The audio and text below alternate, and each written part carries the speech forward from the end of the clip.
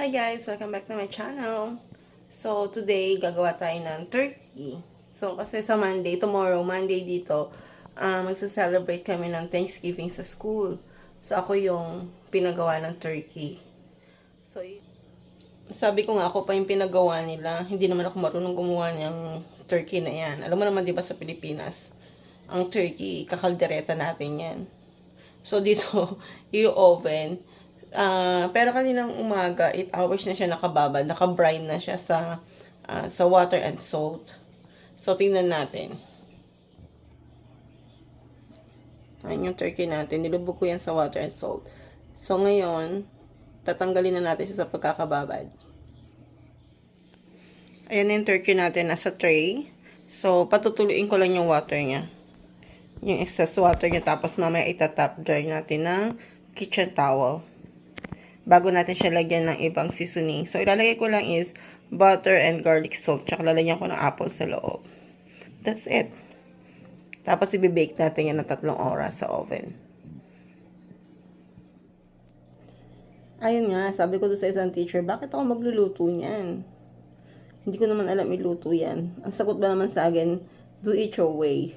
Do it my way, ha? Kapag gagawin kong sa aking way yan, ikakaldereta ko yan, di ba? Masarap yung kaldereta, kalderetang turkey. Ayun, tapos sabi ng isang teacher naman, sabi niya, just put it in the oven. That's it. Hindi naman pwedeng ganun, di ba? Kailangan natin lagyan ng seasoning. So, hindi ko alam kung anong kalalabasan nito. So, nanood naman ako ng mga tutorial kung paano lutuin yung turkey sa YouTube. So, nakita ko yung recipe ni Janice de Belen. Sabi naman sa mga feedback, nakita ko sa comments, masarap na yung pagkakagawa niya. Kaya yun yung gagayahin natin. Tsaka sobrang basic lang, napakadali lang gawin. So, tatry natin yun. So, apple lang ilalagay ko sa loob, yung stuffings ko. Sa loob ng turkey, apple lang. Tapos, butter and garlic salt. Ayun. So, sana magustuhan ng mga bata bukas. Kasi ang Thanksgiving talaga dito sa Thursday pa. Kaya lang wala kaming pasok ng Thursday. Syempre, holiday, big holiday yun dito sa Amerika. So, magsa-celebrate na kami tomorrow. Kasi pag Monday, usually, kompleto yung mga bata pag Monday. Pagdating ng Tuesday, Wednesday, may mga may mga paisa-isa, 2 absent, ganon. So, maganda na i-celebrate namin kasama yung lahat ng mga bata. So, para mga naman nila. Parang spirit of Thanksgiving sa school.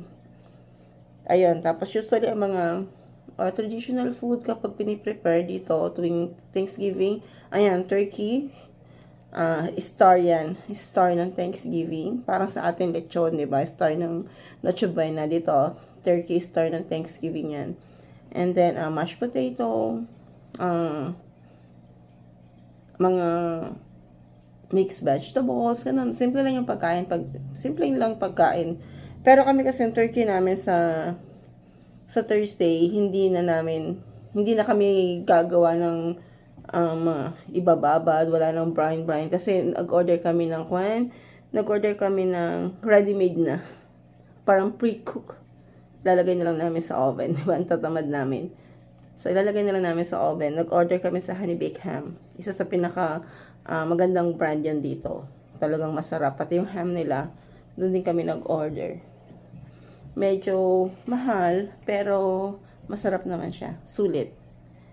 Hindi na kami mahihirapan na maglalagay-lagay pa ng seasoning. Hindi, ilalagay na lang namin yan sa oven. So, ngayon, it's Sunday dito. Kung nasa Pilipinas kayo ngayon, Monday dyan sa Pilipinas. Kami dito, Sunday. Nauuna kayo ng ilang oras, 16 or 17 hours yata. Ahead kayo sa amin. And then, mamaya, kasi matagal i-bake ito, mga 3 oras ito i-bake. So, kapag ipinasok ko ito ng 7 p.m. sa oven, matatapos ito ng 10 p.m. So, hihintayin ko siya. Hindi na maaga ang pasok ko bukas. 11 a.m. pa ang pasok ko bukas. Kaya, kahit na matulog ako ng late, okay lang. And then, after nun, ikukan na lang, may oven naman kami doon, ikukan na lang siya, iinit na lang siya ulit pagdating doon. Para pagdating ng morning, hindi ako nagka-cramming, hindi ako nagmamadali na i-bake pa siya. So, i-bake ko na siya ngayon. Patuyuin lang natin siya ng konti, tapos ito top dry. And then, isalang na sa oven. Hindi ko pa rin siya pwedeng isalang sa oven kasi may laman pa yung oven. Nagluluto kami ng lasagna. Yun yung dinner namin for today. Lasagna. Nagluluto yung sister-in-law ko ng lasagna. Kaya yun, mamaya pa. Kaya mamaya ko pa siya schedule na ilagay sa oven. Para sa gabi, habang nanonood ako ng TV, hinihintay siya. Ayun lang guys. Yun lang muna yung mga ganap ngayon. Mamaya, pakita ko sa inyo kung paano natin siya i-rub ng butter tsaka ng garlic salt. Yun lang ilalagay ko. Wala nang masyadong maraming walang maraming spices. Alam niyo naman yung mga bata, kung kailan mo lalagyan ng maraming seasoning, hindi nila gusto. Lalo na yung mga maliliit na bata. So, para ma-enjoy naman nila, lalagyan natin na medyo may touch na Pinoy. Kaya lalagyan natin ng mansanas para medyo matamis-tamis.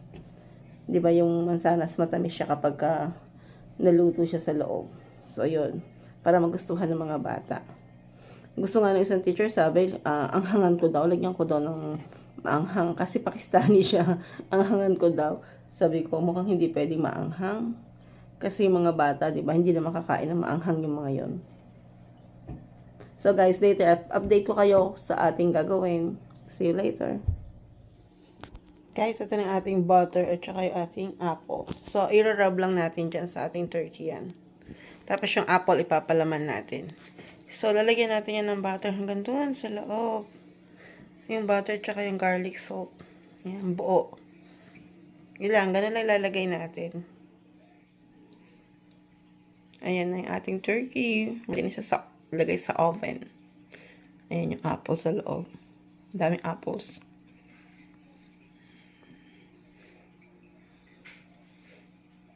Ayan. Mamaya magbe-basting na lang tayo ng butter and garlic salt.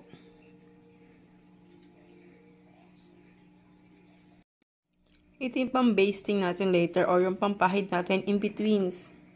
So, maybe after 30 minutes, i-check ko siya and then papahira natin siya ng butter with garlic salt. Ayan. Ganyan lang. Hanggang sa maluto na siya. Ayan, ating turkey. Luto na siya after 3 hours. Time check is 10:17 na ng gabi. Ayan na siya. Ready for tomorrow. Ayan. After 3 hours na ating paghihintay. 3 oras. Oh my goodness, natapos din po tayo. So, it's almost 10:30 na. So guys, thanks for watching and good night. Bye.